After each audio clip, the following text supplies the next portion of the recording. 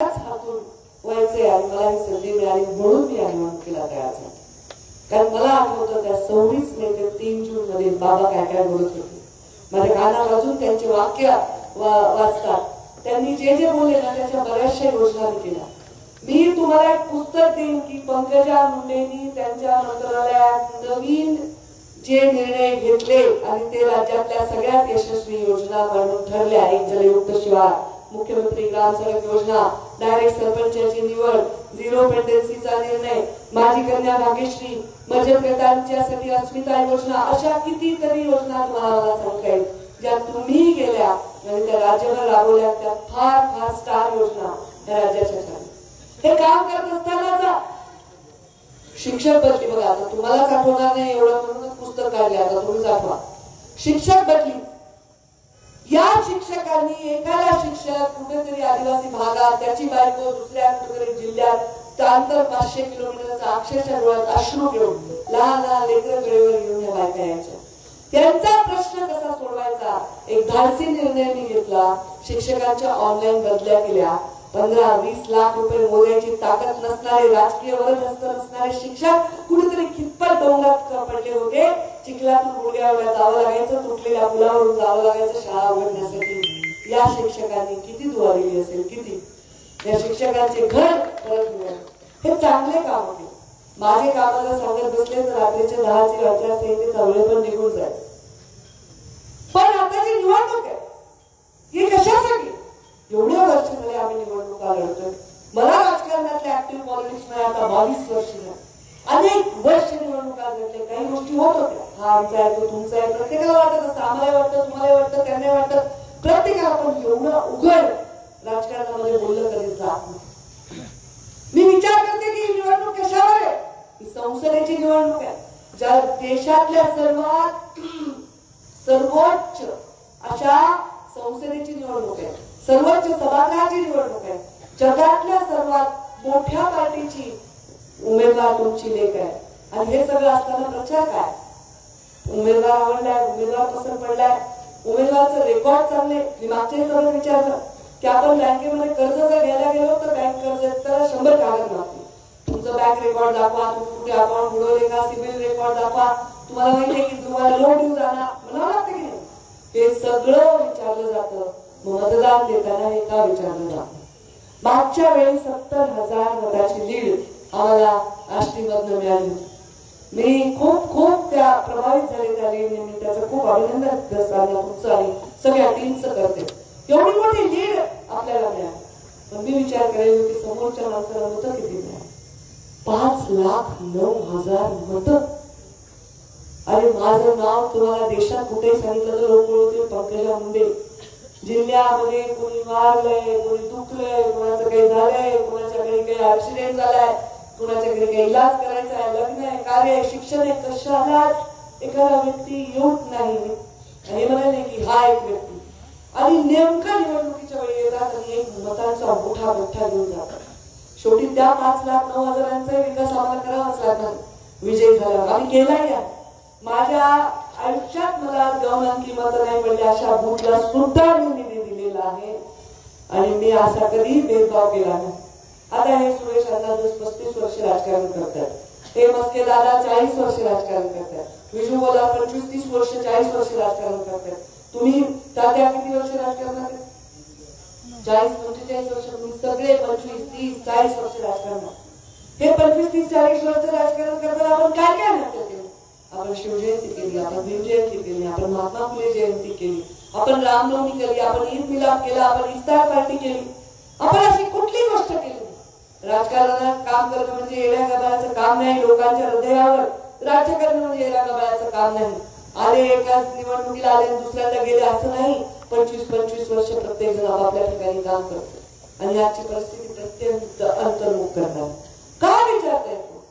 काय मेरिट विचारतो आपण उमेदवाराचं?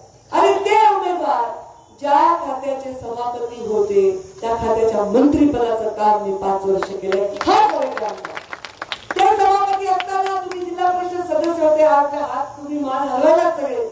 एक शाळा खाली देण्यासाठी काय काय करावं लागत होते तुम्हाला सगळ्यांना माहितीये. मी लाखो शाळा खोल्या या महाराष्ट्रामध्ये आणि बीड जिल्ह्यामध्ये हजारो शाळा खोल्या.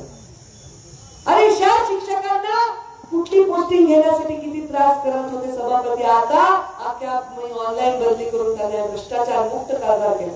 हे काही तुलना होऊ शकत नाही का? तुलना होतच नाही. गरीबाचा पुत्र गरीबाची पुत्री हे काही विषय नाही. आता मी काय जन्माच्या आधी सांगितलं होतं का अरे बाबा देवा मला मुंडे साहेबांच्या घरी जन्माला घाल. ह्याला पण पुण्य लागतं ना कुठे जन्माला गेलं. पण माझ्याकडे म्हणून वाटतं का मी राजकन्या आहे का कोणती महाराणी आहे का मला फारच बाबा पायाखाली तुम्ही कार्पेट टाकल्याशिवाय येत नाही. पायाला काटे उठतात, दिवसभर उन्हामध्ये राहतो, घाम गाळतो, घसा कोरडा करून बोलतो, जिथे जे दिलं ते खातो, जिथे भांडी घालून बसा म्हणजे तिथे बसतो. अरे सगळं वैभव असताना असं वागलं त्याला खरं वैराग्य म्हणतात. आणि जर गरिबीतून आला करोडो रुपयाची प्रॉपर्टी जमा केली असेल तर तुम्ही कसले वैराग्य. अरे सर्व वैभव पायाशी वळून घेत असताना सुद्धा आम्ही असं वागतो. हे काम आहे मुंडे साहेबांचे संस्कार आहे. आणि अफवा काही झाली की अफवा, काही झाली की अफवा. आणि मी याच्यावर बोलत नाही पण आता आले कार्यकर्त्यांनी बोलत ना सगळे मीडियावर असतात, सोशल मीडियावर डोकं खातात माझं रोज संध्याकाळी. मी मला सोडा वाचू नका काही दिवस नाही काही असं आहे तसं आहे. किती अफवा. पंकजा मुंडेची सीट गेली. आता तुम्ही काय मला इथे पाडायला आलात काय एवढ्या संख्येत? कौव भाषण ऐकायला लागते, भागवत कथा चालली, कीर्तन चालले. ठीक आहे काही लोक दर्शनांवरच प्रेम करत असतील पण काही लोक ऐकायला तर त्यांनी दुसऱ्या कोणाला घेऊन येतात का तुम्ही असे? तुम्ही मला इथे पाडायला आलात एवढ्या संख्येने जाम झाले रस्ता इथपर्यंत इथपर्यंत इथपर्यंत. कशासाठी तुम्ही इथे जमला? पंकजा मुंडेची सीट गेली. अवघड आहे अवघड आहे अवघड आहे. कशाला अवघड आहे? का काय कारण आहे? देशामध्ये सत्ता प्रधानमंत्री मोदींची येणार नाही का? तुम्हाला सत्तेमध्ये बसवणारा माणूस पाहिजे नाही का? बाकीचे सगळे त्यांनी बोलून टाकले राहणार काय पहिले मिळवण्याच्या काय. आता मुसलमान बांधव सगळीकडे भेटत हम आपको वोट देने वाले नाही. शपथ खाली शपथ. आता मला मारूच्या लोकांनी थांबवलं आणि म्हणजे आम्ही गोपीनाथ गडावर जाणार आहे. तिथे त्यांनी छोटा गोपीनाथ गड केलाय. आम्ही तिथे जाऊन शपथ घेणार आहे की आम्ही पंकजा मुंडेला मतदान करणार. का? कारण ताई आप हमको सुरक्षा देंगी. तिकडे देशात काही हो पंकजा ताई आमच्या केसाला सुद्धा धक्का लागू देणार नाही. भावना त्यांच्या मनामध्ये. कारण ही भावना मुंडे साहेबांच्या प्रती त्यांच्या मनामध्ये होती. मुंडे साहेब जेव्हा निवडणुकीला उभे होते आमच्या मोमीनपुरा नावाचं बूथ होतं बीडमध्ये. त्या बूथमध्ये फक्त 2 मतं बाजूला गेले होते. सगळे मुंडे साहेबांना पडले सगळे. बुद्धिभेद बुद्धिभेद. आणि यावेळी बघितलं त्यांनी 5,09,000 मतं घेऊन कोणाचे तुम्ही इफ्तार पार्टीला गेला कोणाच्या सुखदुःखाला गेला त्यांनी ठरवले पंकजा ताईंना मतदान करायचं. काय करायचं मतदान? रोज आता काहीतरी एक मेसेज व्हायरल झाला. का? तो म्हणे सगळे अधिकारी वरचे कुठले पालकमंत्र्यापासून एकतर मी पालकमंत्री नेहमी पडलेले आमदार आणि आताचे उमेदवार पालकमंत्र्यापासून ते काय ग्रामपंचायत सगळे आमदार हजार समाजाचे. आणि कुठे गेले साडी पोलीस काय रंग सुतार सोनार आणि आम्ही काय करायचं हे काय चाललंय? कोण असे आराधी माणसाशी मेसेज करत असतील मी विचार करतो. IAS अधिकारी कसे येतात? RTS अधिकारी कसे येतात? पंकजा मुंडे पालकमंत्री झाली तेव्हा नवल किशोर राम अधिकारी होते. कोण होते ते? पंकजा मुंडे नंतर देवेंद्र सिंह नावाचे कलेक्टर आले. त्याच्यानंतर काय नाव त्याचं आपलं कलेक्टर नंतर कोण? कार्तिक पांडे नावाचा कलेक्टर. पहिल्यांदा जेव्हा मी आज झाले इथे ग्रामविकास मंत्री म्हणून CEO पहिला आला नन्नावरे नावाचा. कोणी नन्नावरे? माझा सिव्हिल सर्जन पवार नावाचे होते. त्याच्यानंतर थोरात नावाचे सिव्हिल सर्जन होते. कोण येते? माझी SP रेड्डी समाजाचा मान रेड्डी नावाचा माणूस होता. त्याच्यानंतर माझ्याकडे एक SP आला त्याचं नाव हर्ष पोद्दार होता. मारवाडी समाजाचा पोद्दार.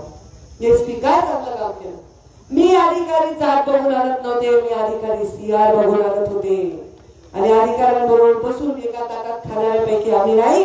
अधिकाऱ्यांना धाकाच पाहिजे. तुमच्या मंत्र्यासमोर तुम्ही उभा राहायला पाहिजे. तुम्ही थरथर कापलं पाहिजे. तुम्ही जर चूक केलं तर तुम्हाला भीती वाटली पाहिजे. SDBचे अधिकारी मला वाटतं ते दुसऱ्या माझ्या हातात जी पोस्टिंग होती ती कोणतरी मी केलं होतं त्यांचं नाव काय मला आठवत नाही. असं हे सगळे मी पुरावे सगळे दाखवू शकतो. येडके नावाचा माझा CEO होता. नंतर दुसरा जाता जाता अमोल येडके कोण होता सांगा. एक तरी एखादा पोलीस अधिकारी एखादा अधिकारी असेल कोण आहे याच्यामध्ये? अरे मेरिट असतं सगळीकडे जात नसते. पण जेव्हा मी काम केलं जेव्हा ज्या बूथवर मला 2 मतं सुद्धा नव्हते त्या बूथवर सुद्धा काम केलं, तेव्हा त्या लोकांना बरं वाटलं, तेव्हा त्यांना आनंद वाटला, त्यांना खूप चांगलं वाटलं. काय पंकजा त्या विषय बोलायला, येऊन जाऊन हेच विषय. मी सांगितलं लोकांना 2 गोष्टी मला बदलता येणार नाही. एक, मी स्त्री आहे, मी कसं बदलू शकते, मी स्त्री, मी मुलगी झाली, म्हणजे साहेबांना मुलगी झाली, लक्ष्मी झाली, खूप पेऱ्या वगैरे वाटले असते लोकांना. आणि मी मुलगी आहे, मी काय करू, म्हणजे मुलगी कुठे वारस होऊ शकते का ह्याच्यावर लढत बसले मी 20 वर्ष. मी जेव्हा माझ्या पित्याला अग्नी दिला तेव्हा लोकांनी मुलींना कुठे अग्नी द्यायचा असतो का, किती चांगले म्हणले वाईट म्हणले, दोन्ही म्हणले. मी मुलगी आहे, मी स्त्री आहे, मी हे बदलू शकत. आणि मी एका मागासवर्गीय समाजात जन्मले, हे मी बदलू शकत नाही. पण माझे विचार मागासलेले नाही, माझे संस्कार मागासलेले नाही, आणि मला हा जिल्हा सुद्धा मागासलेला ठेवायचा नाही. तुम्हाला इच्छा जरी असेल यावेळी आपलं आपलं बघू, मी तुम्हाला विनंती करते, हे पाप करू नका प्लीज. का? कारण ही संधी परत येणार नाही. प्रधानमंत्री नरेंद्र मोदीच होणार आहे. आणि मी जर म्हणलं मोदीजी तर ते वळून बघणार, बोलो पंकजा काय असं संधी येणार आहे का या जिल्ह्यात? येणार आहे का? नाही आवडत असेल तुम्हाला पंकजा मुंडे तर भाजपकडे बघून मतं द्या, भाजप आवडत नाही तर पंकजा मुंडेकडे बघून मतं द्या. तुमच्याकडे दोन्ही ऑप्शन आहेत ना, आहेत की नहीं? क्या करेंगे अभी आप? मैं मालूम है, मुझे पहचानती हूँ ना, रात को 1 बजे कार्यवाही में मेरे ऊपर फूल बरसा रहे, मेरी सारी बहनें बुर्का पहन के, हिजाब पहन के मुझे मेरे ऊपर फूल बरसा रहे थे. और ऐसा मैंने उनसे भी अच्छा हिंदी में भाषण किया. क्यों नहीं देंगे मत? इच्छा लोकांची मला मत द्यायची. 10-5 पोळं, 10-5 विषय, 10-5 सोशल मीडिया ही निवडणूक ठरवणार नाही हो. तुमचं भविष्य अंधकारात लोटण्याचा अधिकार कुणालाच नाही. ही मोठी संधी मिळणार आहे मला. आता कोणी म्हणेल ते मंत्री होणार वगैरे, मी मला द्या रे बाबा मीडियावालो, कुणाला आवडत ताईला स्वप्न बिप्न, मला काही स्वप्न पडत नाही. मी एवढ्याच थाटात राहिले, आमदारही नव्हते 5 वर्ष, काय मला फरक पडला. आज सगळ्या राज्यातून फोन येईल, ताई सभेला आहे, आताही सभेला आहे. मी कोण आहे? मी एवढी पात्रच नाहीये की मी सगळ्यांच्या सभा घ्याव्या. मी आपली बिचारी स्वतःची निवडणूक लढायला. माझ्या वडिलांनी मला वारशामध्ये स्वाभिमान दिलाय, आणि हा पाठीचा कणा जो त्यांचाच आहे. मला बसल्यावर बघा केवढी उंच दिसते. मला वाटताच येत नाही ना, पाठीचा कणाच टाईट आहे.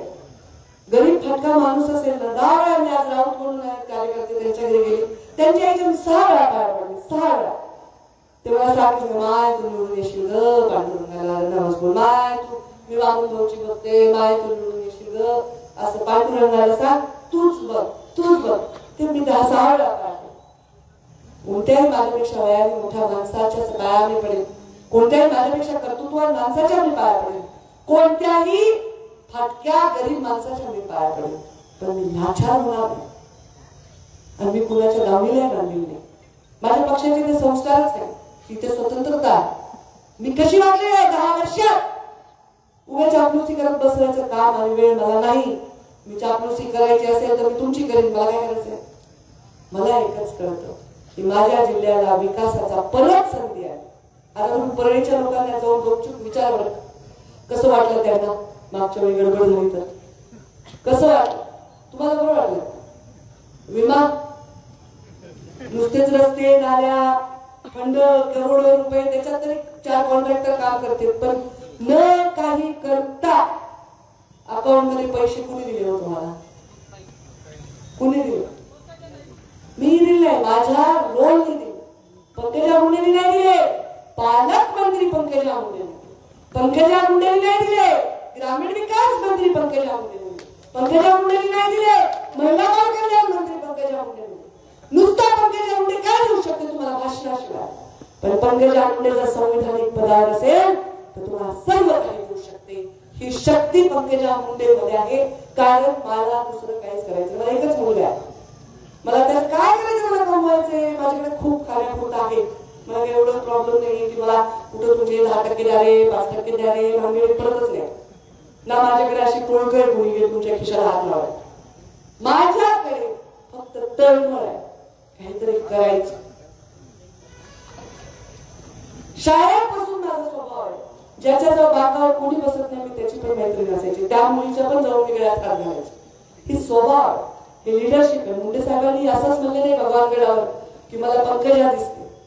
मला आधी खोटंच वाटलं, कोणतरी असंच फेक आहे. मी विचारलं का पत्रकारांना, खरंच ते म्हणले का? ते म्हणले हो होत आहे. खरंच म्हणले. दरवेळी म्हणायचे दिल्ली दिसते तर मुंबई दिसते, यावेळी म्हणले पंकजा ताई दिसते. कारण हे नाही आहे की पंकजा ताईला काही गठोडं ठेवलं होतं. कारण हे की मला काहीतरी अर्धवट सोडायचं जे पंकजा तुला पूर्ण करायचं. आणि मुंडे साहेबांचा चेहरा बघितला कुणाला माया येत नाही. दोघे आरक्षण मागणाऱ्याला माया येते, दोघं नाही. नाही येत का? येते ना. हिंदूला येते, मुसलमानाला येते, मराठाला येते, ओबीसीला येते, सगळ्यांना येते, मागासवर्गीयांना, सगळ्यांना मुंडे साहेबांना माया. तशीच माया मागणार करतात बरं का. केवढं मोठं भाग्य आहे माझं. फक्त ही माया अशी अशी करून उपयोग नाही. अशी अशी करून बघा, एकदा बघाच, बघते करंट लागते का. डालो कामेगाव स्टार पुरा चमत्कार करके दिखाओ. तुम्हाला सांगते या वेळेत एकच महिला उभी आहे मराठवाड्यात. मी ना बरोबर आहे ना, दुसरं कोण उभं आहे? आता मी राज्याचे विषय, तुम्ही देशाचे बोलले, मला जिल्ह्याचे तर बोलावं लागेल ना. आता माझी निवडणूक आहे ना, मी तुमच्या निवडणुकीला मी पण अमेरिकेचे विषय बोलले, मला काय करायचं. आपली निवडणूक असतं, टेन्शन असतं. धाराशिवमध्ये आमच्या राणांच्या पत्नी उभ्या. आज सगळी सीट अवघड. कारण काय? कारण काय? टेन्शन येते या लोकांना सगळ्यांना. कशाचं? आणि तुमचे 40 वर्ष गेले का पाण्यात? गेले का पाण्यात? तुम्ही आयुष्यभर कष्ट केले. सुरेश अण्णांच्या घरासमोर मी नाही बघितलं, सगळे लोक असतो. हे झालं, ते झालं, ती अडचण आहे, हे सगळं पाण्यात गेलं का? आयुष्यभर कसा गेला, पाण्यात गेला. काही मी म्हणू शकते ना, मी पण 22 वर्ष झाले काम करायला. आणि निवडणूक कशाची आहे रे? आरक्षणाचा शब्द कुणी दिला सांगा मला. छत्रपती शिवरायांची शपथ घेऊन आरक्षणाचा शब्द कुणी दिला तुम्हाला? मुख्यमंत्री एकनाथ शिंदेने दिला, बरोबर आहे. कुठे निर्णय झाला? विधानसभेत. अध्यादेश कोण काढतं? विधानसभा काढतं. मंत्रिमंडळ त्याच्यावर सह्या करून निर्णय देतो. ही निवडणूक संसदेची नाहीये ना, विधानसभेची निवडणूक नाहीये ना, संसदेची आहे. हा विषयच नाही केंद्रात. त्यामुळे हा विषय हा केवळ स्वतःच्या काळात मुलगा मानून घेणे आणि त्याच्यामध्ये माझ्यासारख्या माणसाला ओढणं हे प्रचंड अन्यायकारक आहे असं मला वाटतं. हे जे सोशल मीडियावर चालले म्हणून मी उत्तर दिले, कारण माझ्यावर काम करणारे खास करून मराठा समाजाच्या युवकांची इच्छा आहे की याच्यावर बोला, म्हणून मी बोला. ही जी दरी करायचा प्रयत्न झालाय, काही केलं. आता मी म्हटलं की मी इथंच बसणार आहे. 13 मे पर्यंत तुम्ही मला मत नाही दिले तर मी इथंच बसणार आहे. मी पाण्याचा थेंब सुद्धा घेणार नाही. काय उपयोग आहे? तरी पण आले लोक मत देणार. पण जर कायद्याने गोष्ट करता येते ती कशानेच करता येत नाही. हे जे समोर बाबासाहेब आंबेडकरांचा फोटो आहे ना, हा कायदा इतका प्रभावी आहे. त्या कायद्यापुढे प्रत्येक सत्ता झुकत असते. एवढा मोठा कायदा आहे तो, आणि माणूस जिंकत असतो. ज्याच्या अंगात लाल रक्ते त्याचा निळ्या शाईने लिहिलेला हा इतिहास आहे. आणि त्यामुळे कायद्याने सगळं होता. उगीच भूल चापा मारून गप्पा मारून होणार त्याचा या विषयामध्ये आणू नये. माझी इच्छा आहे, मला तुम्ही नंतर काय एवढं व्हायचंय तुम्हाला, मला 3-4 गोष्टी करायच्या. मग पुढच्या वेळी तुम्ही म्हणताल तो खासदार देऊ, नाही लढणार आम्ही, तुम्ही म्हणताल तो. पण आता मात्र चूक करू नका. रात्र वैराची आहे, घडी गेली की पिढी जात असते. माझ्या निमित्ताने दिल्लीत तुमचा हक्काचा माणूस बसणार आहे. देशभरामध्ये कुठल्या अडचणीला मी तुमच्यासाठी धावून येऊ शकणार. मला एक उद्योग आणायचा आहे आपल्या जिल्ह्यामध्ये, एक उद्योग ज्याच्यात 10,000 लोकांना मला रोजगार देता येईल. त्या एका उद्योगाने खूप सारे लोक त्याच्यामध्ये कामाला लागू शकतात. मला एक मोठं हॉस्पिटल करायचं कॅन्सरचं, कारण माझ्याकडे जर 100 लोक भेटायला आले तर त्याच्यातले 20 पेशंट असतात, त्याच्यातले 10-11 लोकांना कॅन्सर झालेला असतो आणि त्यांच्याकडे इलाजाची परिस्थिती नसते. किती मदत करू? 10 लाख, 20 लाख, 25 लाख एवढा खर्च येतो. काय आपण 1-2 लाखाची मदत करू शकतो? किती करू शकतो? त्यांच्यासाठी इतकंच हॉस्पिटल, बार्शीचा जसं हॉस्पिटल आहे तसं इथे बांधायचंय, किंवा टाटा मेमोरियल सारखंच इतकं हॉस्पिटल बांधायचंय. आता मी टाटाला जाऊन भेटले, बिर्ला जाऊन भेटले, अंबानी अदानीला जरी भेटले तरी माझ्या जिल्ह्यात व्यवस्थाच नसेल तर काय होईल. म्हणून आपण व्यवस्था करून ठेवूया. नॅशनल हायवे केले, सगळं केले, 2-3 बॅरेजेस केले, पाण्याचा विषय मार्गी लागला, रेल्वे पण एखाद्या वर्षामध्ये धावायला लागेल पर्यंत. तो विषयच काय राहिला, एक उद्योग बनायचा, 10,000 लोकांना नोकरी देणारा उद्योग. दुसरं कोणी आणणार आहे का? नाही आणू शकणार. ते मी आणणार, ते हॉस्पिटल आणणार आहे जेणेकरून तुमच्या इथे कुणाला काही होऊ नये, ईश्वर करू, पण झालं तर त्याचा इलाज व्हावा याच्यासाठी एक हॉस्पिटल. आणि एक मेडिकल कॉलेज. हा ऊसतोड कामगारांचा जिल्हा आहे, हा डॉक्टर देणारा जिल्हा व्हावा, ऊसतोड कामगार देणारा जिल्हा होऊ नये अशा प्रकारे एक मेडिकल कॉलेज आणि त्याला एक चॅरिटेबल ट्रस्ट की तुम्हाला फीस परवडत नाही, 1 रुपया डोनेशन नाही घेतलं पाहिजे, माझ्या विद्यार्थ्याला, गरीब विद्यार्थ्याला इथे शिक्षण मिळालं पाहिजे असं एक कॉलेज करायचं. हे सगळी व्यवस्था करायची असेल तर मला दिल्लीत जावं लागेल. प्रीतम त्यांनी खूप चांगलं काम केलं. मला वाटत होतं त्यांची सुद्धा हॅट्रिक व्हावी, पण हा नियम लागू पडला नाही, कारण निवडणूक अशी झाली आहे ना, म्हणून मला दिलं असेल. कारण मी जर जड आहे ना, ह्या सगळ्यांना घेऊन ओढू शकते. एवढे मोठे मोठे नेते, ते आमच्यापेक्षा अनुभवी मोठे नेते आहेत. ह्या सगळ्यांना एका धाग्यात बांधणं एवढं सोपं नाही ना, म्हणून मला निवडणूक दिली असेल. आणि हे जाणीवपूर्वक आम्ही अशी सभा घेतोय, असं काही नाही याच्यामध्ये. काही लोकांना लगेच पोटात गुदगुल्या होतात. परवा मी आरएसला ते केजला सभा घेतली, गटबाजी, आमदार अनुपस्थित. गटबाजी केव्हा असते? जेव्हा आमदारांना बोलवून ते येत नाही, पण आमदारांना सांगून की हे कार्यक्रमाला तुम्ही अपेक्षित नाही, हे अपेक्षित आहे, त्याला गटबाजी म्हणत नाही, त्याला मोकळेपणा म्हणतात.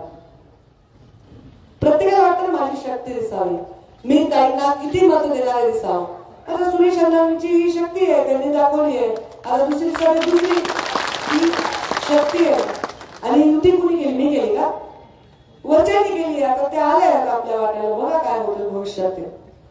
पण ही शक्ती आहे, एक आम्ही त्यांना मान दिला. ठीक आहे, ते म्हणजे ताई मला असं करायचं म्हणजे चालेल, मला काही हरकत नाही. याचा अर्थ त्याच्यात बेड बनावा असं नाही, सगळेच तेवढेच. आणि माझ्या एवढं भाग्यवान कोणीच नाही, सगळेच तेवढ्या ताकदीने कामाला. फक्त हे काही लोक बोलायला काही गोष्टींवर हे लोक थोडेसे विळस्तपणा बाळगले, हे त्यांचं दुर्दैव आहे. मला तो विळस्तपणा बाळगता येणार नाही, कारण मी उमेदवार आहे. मला तर मोकळंच बोलावं लागेल, कारण ह्या वातावरणामुळे माणसाला वाटतं ना आपण चांगली माणसं 20-25 वर्ष इज्जतीने राहिलो आणि एकदम कुठेतरी छोटासा मुला अंगावर येतो, उलट बोलतो, हे सगळ्या गोष्टी प्रत्येकाला अनुभवायला मिळाल्या. त्याच्यामुळे ते लोक असे करायचे. गावातल्या शाळे माणसांनी बसा, सर्व समाजाच्या चावडीवर बसा, बोला मोकळं. कशामुळे गावामध्ये अदृश्य वृत्ती तयार करताय? नका करू, मोकळं बोला. काय जिल्ह्याचं चांगलं होईल ह्याच्यावर बोला. बाकीचे विषय होत राहतील, अनेक वर्ष होत राहते. आज आहे का? माझ्या जन्मल्यापासूनची लढाई आहे, जन्मल्यापासूनची. ज्या लढाईत ना मी दोन्ही बाजूचा कुठला अस्त्र हातात घेतलंय, त्या लढाईत माझा बळी का जावा? कारण मला माहिती आहे की हे करायचं काही पॉइंट नाहीये. जे आहे ते कायद्याने सांगत.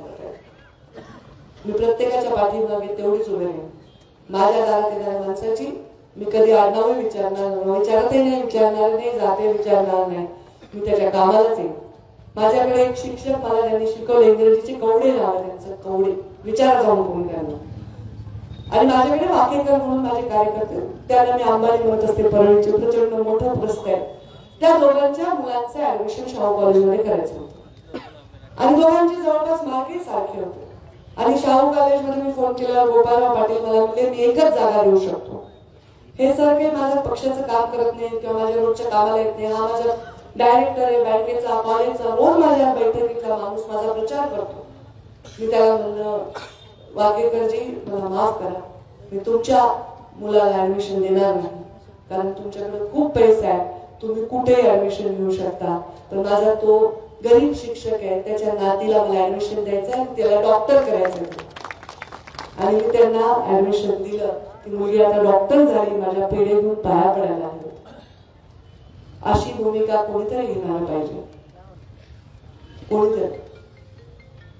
हे उच्च सभागृहातली निवडणूक आहे, उच्च मानसिकतेने याच्यात मतदान करा असं मला वाटतं. आणि ते मतदान जर तुम्ही केलंच तर पात्रीदार म्हणून केलं तर ते नक्कीच माझ्या पारड्यात पडेल. आणि सुरेश जसांनी निवडणूक हातात घेतली आहे, त्यांनी घ्यावी.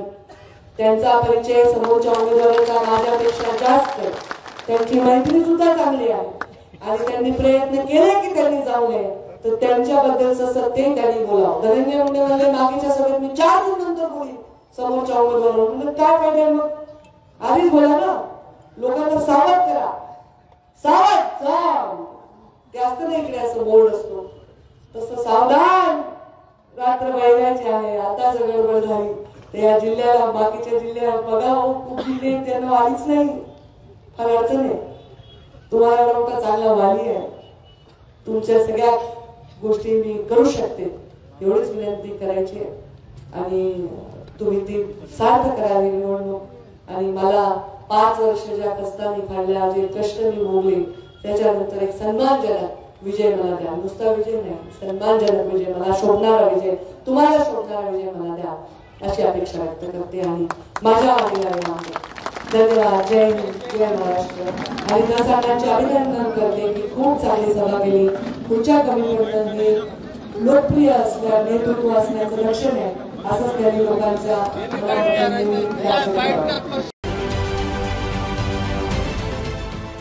देश विदेशातील प्रत्येक घडामोडींचे लाईव्ह अपडेट मिळवण्यासाठी आता साम टीव्हीच्या सर्व सोशल मीडिया प्लॅटफॉर्मला लाईक, फॉलो आणि सबस्क्राईब करा. तसंच सर्व नोटिफिकेशनसाठी बेल आयकॉन प्रेस करायला विसरू नका.